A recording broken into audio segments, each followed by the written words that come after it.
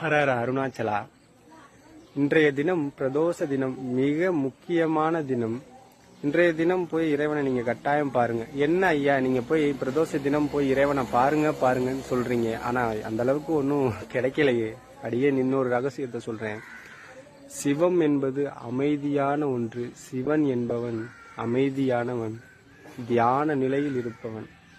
அப்ப அடியன் ஒரு ரகசியத்தை, கேட்கிற ரகசியத்தை சொல்லித்தரேன். இந்த பிரதோஷ தினம் அன்று மட்டும் இறைவனிடம் அமைதியா போயிட்டு அமைதியா வாங்க, சரியா? மௌனம் ரொம்ப அவசியம். யாரிடத்திலும் பேசாமல் இருந்து விடுங்கள். நீங்கள் எதை நினைத்து கொண்டிருக்கிறீர்களோ அதை நடத்துபவன் இந்த பிரபஞ்ச நாயகன், சரியா? அமைதியா போயிட்டு அமைதியா வாங்க.